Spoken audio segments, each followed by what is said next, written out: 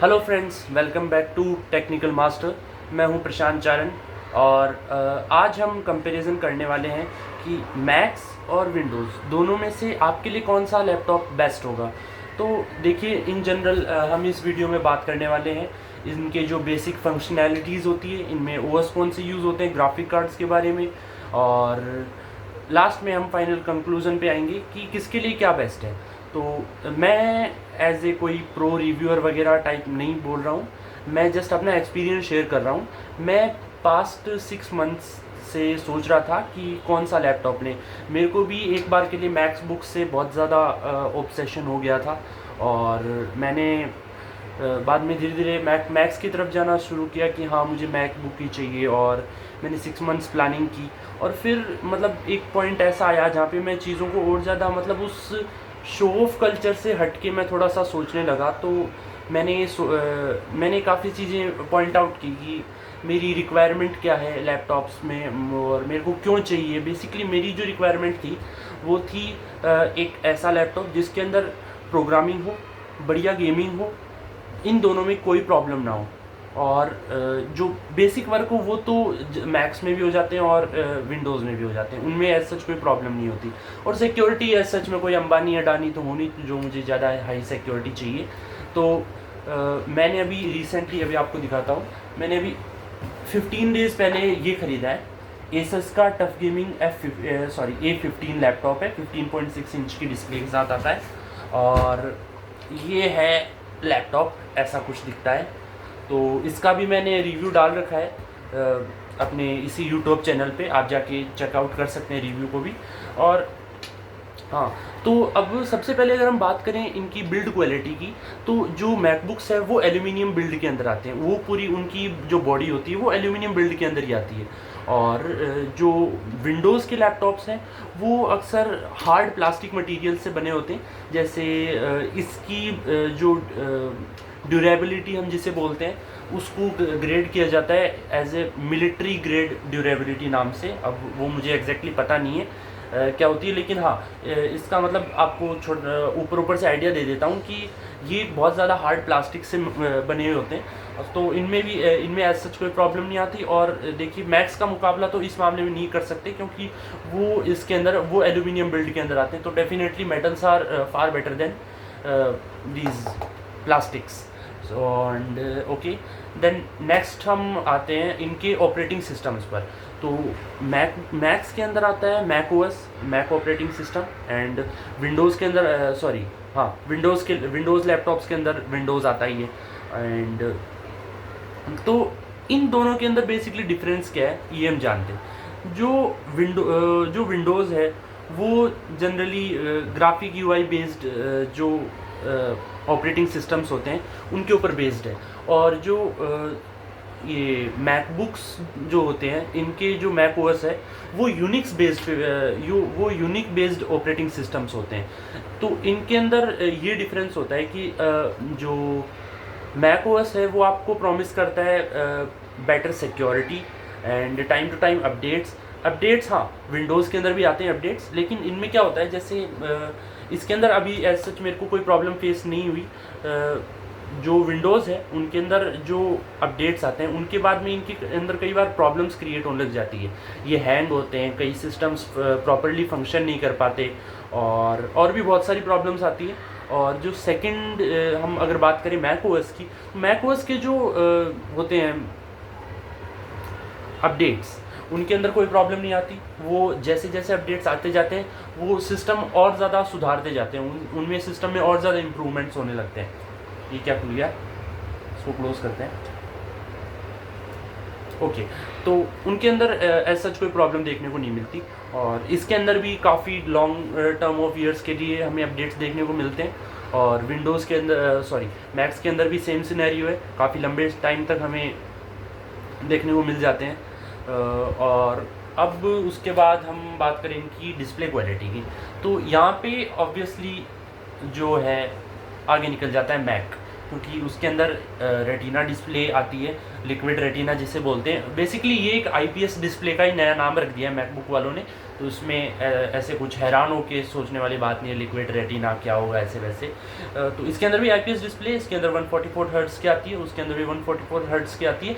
हाँ, उसकी जो कलर एक्यूरेसी है वो इससे बहुत ज़्यादा, वो इससे काफ़ी ज़्यादा बढ़िया है।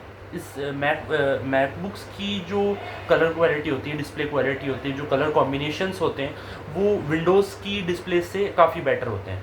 और प्रोसेसर्स होते हैं, तो देखो यार, मैं अपना अगर बताऊं कि मेरे को ये सब चीज़ें पता थी, और जैसे ये भी था कि विंडोज़ और उन दोनों के अंदर ग्राफिक कार्ड, जैसे विंडोज़ के अंदर डेडिकेटेड आते हैं, उनके अंदर इंटीग्रेटेड आते हैं, दोनों के प्रोसेसर्स के बारे में मैंने 6 मंथ तक काफ़ी सारी रिसर्चेस की। तो मैंने पर्सनली ये ही क्यों चूज़ किया, तो देखो मैं आपको ऑनेस्टली बताऊंगा कि अभी जो ग्रेट इंडियन सेल गई थी उसके अंदर इस लैपटॉप की प्राइस हो गई थी अराउंड 51,000, एंड जो मैकबुक था उसकी प्राइस हो गई थी 54,000। कौन सा? मैकबुक M1 की बात कर रहा हूँ मैं। तो देखिए यार, अगर आप बहुत ज़्यादा रिच फैमिली से बिलोंग करते हैं तो मैं तो कहता हूँ दोनों ले लो, दोनों आपके काम आते रहेंगे। और अगर आपके पास बढ़िया बजट है तो मैं प्रेफर करूँगा कि मैं रिकमेंड करूँगा कि आप जनरली जो मैकबुक के जो M2 या M3 प्रोसेसर वाली जो सेगमेंट है उधर जाइए, या फिर आप मैकबुक प्रो की तरफ जाइए। तो उसके अंदर आपको डेफिनेटली बहुत बढ़िया GPUs मिल जाएंगे, बहुत बढ़िया गेमिंग मिलेगी, बहुत बढ़िया सब कुछ एक नंबर मिलेगा वहाँ पे, कोई आपको प्रॉब्लम फेस नहीं होने वाली।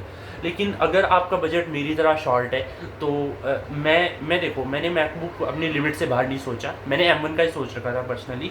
मैंने ये सोचा था कि M1 लेना है या फिर कोई इसी प्राइस रेंज का कोई विंडोज़ का लैपटॉप लेना है। तो इसके अंदर मैंने एक चीज़ देखी कि M1 मैकबुक है, जो M1 चिप का जो प्रोसेसर है एप्पल वालों का, उसके अंदर भी 8 कोर्स का GPU है और 16 थ्रेड्स वगैरह, वो सब अलग बातें हैं, वो देखो ना तो आपके इतनी समझ में आने वाली। कुछ बहुत ज़्यादा प्रोफेशनल लोग अगर इसे देख रहे हैं तो उनकी बात अलग है, बाकी मेजॉरिटी ऑफ मेरे भी नहीं आई थी। तो इसके अंदर देखो, मैं आपको कोर्स बेसिकली समझा देता हूँ। जो कोर्स होते हैं वो होते हैं किसी भी टास्क को डिवाइड करके उनको एक साथ प्रोसेस करने की। जैसे मान लीजिए आपके सामने 8 बोरियां रखी हुई है, 8 सैक्स रखे हुए हैं मिट्टी के भरे हुए, और आप अकेले इंसान हो, आपको बोलना है कि इन्हें उठा के और किसी कंस्ट्रक्शन साइट पे ले जाना है। तो आपको डेफिनेटली 8 राउंड्स लग जाएंगे, क्योंकि अगर आप हार्डली अगर 1 सैक एट ए टाइम उठाते हैं तो भी आपको 8 राउंड्स अप्रॉक्स लग जाएंगे आपको ले जाने में। लेकिन वहीं अगर आप एक की जगह वहाँ पे 8 बराबर, आप जितने हट्टे कट्टे आदमी हो, आप जितने हट्टे कट्टे लोग हो, तो डेफिनेटली आप एक बार में उन 8 की 8 को ले जा सकते हैं। तो कोर्स इसी टाइप से होते हैं, किसी भी टास्क को कोर्स अपने अंदर डिवाइड कर लेते हैं। जैसे 8 कोर्स है तो एक टास्क को 8 छोटे छोटे यूनिट्स के अंदर पार्ट करके फिर उन्हें साथ में प्रोसेस करेंगे। और GPU जो है, GPU होता है ग्राफिकल प्रोसेसिंग यूनिट, कि वो ग्राफिक्स को कितने ज़्यादा सही तरीके से प्रोसेस कर रहा है एंड और क्या। तो हम बात कर रहे थे GPUs की, तो GPUs की मैं बात करूँ तो वो होती है ग्राफिकल प्रोसेसिंग यूनिट, जो कि काम आती है अक्सर जो हाई एंड टास्क होते हैं हैवी प्रोग्रामिंग्स के लिए, उन सब को प्रोसेस करने के लिए GPUs की नीड होती है। तो इंटीग्रेटेड और डेडिकेटेड का मतलब क्या होता है? इंटीग्रेटेड का तो मतलब बेसिकली मतलब होता है कि GPU का एक एक्सटेंडेड वर्जन नहीं, एक शॉर्ट वर्जन ही आपके CPU के अंदर ही जोड़ जुड़ा के आपको दे दिया जाता है। जिन लैपटॉप्स में, जैसे मैकबुक्स में जो लोअर सेगमेंट की जो मैकबुक्स हैं M1 वाले, तो उनके अंदर नहीं है, जो उनके अंदर डेडिकेटेड नहीं आते। डेडिकेटेड चाहिए होते हैं एकदम अलग से टास्क परफॉर्म करने के लिए, जहाँ पे CPU और GPU दोनों अलग अलग वेज में वर्क करते हैं। तो जो अपने ये हैं GPU, तो वो उसके अंदर इंटीग्रेटेड होते हैं, इसके अंदर डेडिकेटेड होते हैं। तो मैंने पर्सनली यही देखा कि इसके अंदर रैम है 16 GB और स्टोरेज है 512 GB SSD के साथ आती है। और इसके अंदर जो प्रोसेसर है वो AMD Ryzen 7 है। AMD के जो प्रोसेसर, मतलब प्रोसेसर्स मेनली 3 कंपनियां बनाती है। पहली मैकबुक जो M1, M2, M3 जो सुनने को मिलता है, दूसरा बनाती है AMD, तीसरा बनाती है इंटेल। तो इसके अंदर AMD वाले प्रोसेसर है, जिसके अंदर AMD के अंदर AMD 3 Ryzen 3 Ryzen 5 and Ryzen 7 and Ryzen 9। इसके अंदर Ryzen 7 वाला प्रोसेसर है, काफ़ी हैवी प्रोसेसर है, काफ़ी बढ़िया है। इसके अंदर भी 8 कोर्स का CPU है। और इसके अंदर जो एक बढ़िया बात है जहाँ पे आगे निकल जाता है, वो इसके अंदर डेडिकेटेड GPU है, NVIDIA का RTX 2050 इसके अंदर GPU आता है। और तो मुझे बेसिकली चाहिए था प्रोग्रामिंग पर्पस के लिए, और मतलब हाँ थोड़ी बहुत गेमिंग भी घर वालों से कभी कभी छुप छाप के कर लेते हैं, तो वो उसके लिए चाहिए था। तो मेरी ये टास्क एकदम फुलफिल कर रहा था। और इसके अंदर देखो प्रॉब्लम क्या थी, मैंने मैकबुक क्यों चूज़ नहीं किया, उसका पहला तो रीज़न ये था, प्रोग्रामिंग वो बहुत अच्छे से हैंडल करता है मैकबुक, क्योंकि प्रोग्रामिंग के अंदर CPU पावरफुल चाहिए होता है, लेकिन जो गेमिंग आती है उसके अंदर GPU पावरफुल मतलब चाहिए होता है। तो इसके अंदर जो मैकबुक है वो एकदम पीछे रह जाता है, ये बहुत ज़्यादा आगे निकल जाता है। तो उसके अंदर आपको हायर फ्रेम रेट्स वगैरह वो सब देखने को मिल जाती है। तो प्राइस रेंज में ऐसा कुछ डिफरेंस नहीं था। हाँ, अगर मैं प्राइसिंग की बात करूँ तो ये 51 का था, मैंने क्रेडिट कार्ड लगाया तो ये मेरे को 57 के अराउंड 47 के अराउंड पड़ा। तो मैंने इसे खरीद लिया, और वो भी मेरे को 49 के आसपास पड़ता, तो प्राइस में इतना ज़्यादा डिफरेंस नहीं था। और हाँ, अगर आप M3 के बारे में सोचते हैं तो डेफिनेटली आप इसे मतलब इसे थोड़ा बहुत अगर जैसे उसके अंदर M1 के मुकाबले काफ़ी अच्छी गेमिंग हो जाती है, लेकिन इस जैसी तो नहीं हो पाएगी, लेकिन काफ़ी अच्छी हो जाती है। लेकिन उसके अंदर CPU आपको और ज़्यादा पावरफुल मिल जाता है, उसके अंदर सारी चीज़ें बहुत अच्छे से मिल जाती है। तो आप उसके लिए जा सकते हैं, लेकिन मैं आपको M1 और शॉर्ट बजट के पर्सपेक्टिव से बता रहा हूँ। तो मैंने एक रीज़न ये था इसको चूज़ करने का, इसके अंदर 2 फैंस है बढ़िया, मतलब हवा खाने के लिए नहीं, जो प्रोसेसर है उसको ठंडा रखने के लिए। और उसके बाद मैं आपको क्या ही बताऊँ, हाँ सॉरी, एक चीज़ और बताना भूल गया, जो थर्मल्स को मेंटेन करने के लिए आपको पता है फैंस चाहिए होते हैं, उसको प्रॉपर अपने PC को ठंडा रखने के लिए। तो इसके अंदर 2 फैंस है बढ़िया। जब मैं रात को इसके अंदर एडिटिंग कर रहा था तो इसके फैंस की स्पीड 5500 RPM तक पहुंच गई थी। तो मतलब ये मेंटेन रख लेता है थर्मल्स को। लेकिन जो M1 वाला जो मैकबुक है, या फिर M2 वाला है, या फिर जो M3 वाला है, मैकबुक एयर के अंदर आपको फैंस नहीं देखने को मिलते हैं। और जो M3 है उसकी अभी प्राइस है 1,20,000, एंड जो मैकबुक प्रो है उसका तो फिर कहना ही क्या, वो तो 2 लाख तक छू जाता है। तो उसको आप एक बार छोड़ दीजिए, उसको अगर हम एक बार अपने छोटे से बजट के अंदर बात करते हैं, तो पहला रीज़न ये था कि इसके अंदर डेडिकेटेड ग्राफिक्स थे, ग्राफिक कार्ड था इसके अंदर बढ़िया, इसके अंदर डिस्प्ले मिल गई मुझे, और थोड़ा सा गेमिंग लुक भी पसंद है ना। तो देखो यार, अगर आप फ्लैक्स से हटकर अगर आप फ्लैक्स करना चाहते हो, हाँ मैं एक मैकबुक यूज़र हूँ ऐसे वैसे, तो मेरे हिसाब से आप लैपटॉप ही मत लो। क्योंकि अगर यार देखो फ्लैक्स के पर्पज़ से अगर हम इतने छोटे बजट में सोचते हैं, तो देखो M1 से ना तो कुछ खास फ्लैक्स होगा, केवल आप बता सकते हो हाँ मेरे पास एक एप्पल का प्रोडक्ट है।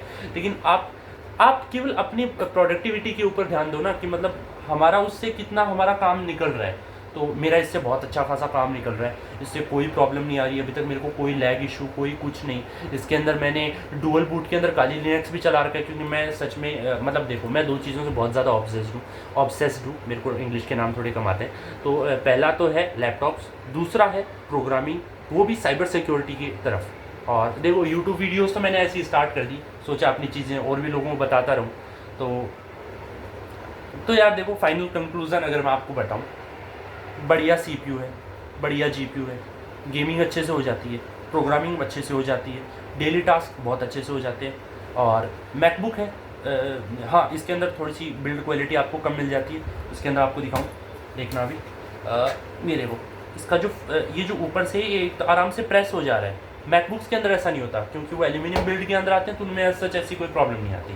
तो ठीक है, उसको नज़रअंदाज करते हुए, क्योंकि देखो बिल्ड क्वालिटी हम कौन सा इसको फेंक के खेलने वाले हैं, हम इसको जनरल यूज़ करने वाले हैं।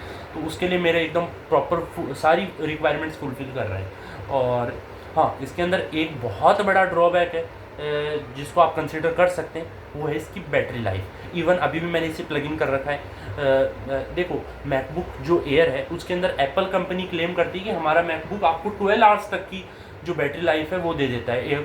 M2 या M3 के अंदर शायद वो 18 आवर्स तक भी बोलते हैं कि 18 आवर्स तक हमारा बैटरी बैकअप दे देता है, लेकिन जनरली 9 to 10 आवर्स। लेकिन इसके अंदर अगर आप बहुत ज़्यादा हैवी टास्क कर रहे हो तो आपको मैक्सिमम 1.5 से 2 घंटे की मिल जाने वाली है, और अगर आप नॉर्मल टास्क कर रहे हो तो आपको 2.5 से 3 घंटे मिल जाएगी, बस इतना ही मैक्सिमम इसकी इतनी बैटरी कैपेसिटी है। क्योंकि यार ऑब्वियसली 2 फैंस है, डेडिकेटेड जीपीयू है, सब कुछ है, तो इसके अंदर ऑब्वियसली आपको सब कुछ, हाँ मतलब बैटरी कंज्यूम होती है इसके अंदर, काफ़ी अच्छी वाली होती है। और सो देखो, ये टोटली आपके ऊपर डिपेंड करता है, आपकी रिक्वायरमेंट्स क्या है, आपके बजट क्या है। तो अगर आपका बजट अराउंड 1 लाख है तो आपके पास 2 ऑप्शन हो सकते हैं। पहला तो आप उसी सेगमेंट का एक विंडोज़ का लैपटॉप ले लीजिए, और या फिर आप उसी सेगमेंट का एक मैक ले लीजिए, मैकबुक ले लीजिए। तो देखो, मैं रिकमेंड उस केस में अगर मैं रिकमेंड करना चाहूँ तो मैं डेफिनेटली मैकबुक ही करूँगा, क्योंकि 1 लाख के जो ऊपर वाले जो मैकबुक जो आते हैं, उनके जो वर्जन्स आते हैं, जैसे मैकबुक, फिर 1 लाख के ऊपर क्या M3 और मैकबुक प्रो वाली सीरीज़ वो स्टार्ट हो जाती है, तो उनके अंदर डेफिनेटली बहुत ज़्यादा पावरफुल जीपीयूज़ आते हैं, और सीपीयूज़ के अंदर तो वो ये विंडोज़ के लैपटॉप्स होते हैं, उन्हें कहीं बीट नहीं कर पाते। तो बाकी देखो, आपकी रिक्वायरमेंट्स के ऊपर डिपेंड करता है कि आपको क्या चाहिए। आपकी सबसे पहले तो आपकी गरीबी या अमीरी, सॉरी, लेकिन आपकी बजट के ऊपर डिपेंड करता है कि आपका बजट क्या है। मेरा बजट ही अंडर 60,000 था, तो मैं उसी रेंज के देख रहा था, उसी के अंदर मेरे को ये पसंद आया, और मैंने आपको फैक्टर्स बता दिए क्या क्या मेरे को इसके अंदर अच्छा लगा। तो देखिए यार, काफ़ी कूल लुक है वैसे, ये देखो काफ़ी बढ़िया सा लुक है इसके अंदर। पीछे ऐसा एसस का इसके अंदर नया वाला लोगो मिल जाता है, पूरी गेमिंग वाली वाइब है इसके अंदर। मैं आपको दिखाऊं तो देखो, इसके अंदर फंक्शन एंड ये जो एरो कीज़ होती है, इनसे इसकी लाइटिंग चेंज होती है। अभी ब्रीथिंग मोड में, सॉरी कलर साइकिल मोड में अभी इसको चेंज किया, तो ये स्टैटिक मोड में आ गई, इसमें लाइट एकदम एक जगह रहेगी। दूसरा आता है ब्रीथिंग मोड, इसके अंदर लाइट का इफेक्ट कुछ इस टाइप से है। एक और मोड स्टॉपिंग, और फिर ये वापस से साइकिल मोड में आ गई। इसकी लाइटनिंग इफेक्ट्स को आप और ज़्यादा कस्टमाइज़ कर सकते हो। इसका एक सॉफ्टवेयर आता है आर्मरी क्रेट। आर्मरी क्रेट कुछ ऐसा दिखता है, ये है कुछ आर्मरी क्रेट का ऐसा सा इंटरफेस, तो ऐसा होता है आर्मरी क्रेट। इसके ऊपर भी अगर आपको वीडियो चाहिए तो आप मुझे कमेंट कर सकते हैं, मैं इसके ऊपर एकदम डेडिकेटेड वीडियो बना दूंगा इसके सारे फंक्शंस के बारे में। इसके अंदर अलग अलग मोड्स होते हैं, performance mode, turbo mode, silent mode, Windows mode. और तो ठीक है, फिर अगर आपको ओनली एडिटिंग पर्पज़ से लैपटॉप चाहिए, ओनली प्रोग्रामिंग पर्पज़ से चाहिए, आप मैकबुक डेफिनेटली ले सकते हैं, चाहे वो M1 ही क्यों ना हो। M1 डेफिनेटली बेटर परफॉर्म कर सकता है इससे। और अगर आपको GPU इंटेंसिव टास्क भी साथ में चाहिए और CPU भी साथ में चाहिए, तो आप डेफिनेटली इस टाइप के सेगमेंट, इस लैपटॉप पे जा सकते हैं। या तो पर्टिकुलरली आप यही मॉडल ख़रीद लीजिए, आपको बिल्कुल डिसअपॉइंट नहीं करेगा। और या फिर आप और भी अलग अलग वर्जन्स भी जा सकते हैं, काफ़ी सारे मार्केट में अवेलेबल ऑप्शंस होते हैं। लेकिन हाँ, मैं एक चीज़ कहूँगा कि लैपटॉप केवल एक बार लिया जाता है, तो आप बहुत ज़्यादा सोच समझ के डिसाइड कीजिए कि आपको क्या लेना है क्या नहीं लेना। आपको मैंने फैक्टर्स बता दिए, और तो ठीक है, मिलते हैं नेक्स्ट वीडियो में। और प्लीज़ यार लाइक शेयर एंड सब्सक्राइब करें, और अगर वीडियो अच्छी लगी तो सब्सक्राइब प्लीज़ कर देना, क्योंकि 71 सब्सक्राइबर्स पे हैं हम अभी, थोड़ा सा बढ़ा दीजिए। एनकरेजमेंट मिलता है, वीडियो बनाने का मोटिवेशन मिलता है। नेक्स्ट वीडियो में मिलते हैं, बाय।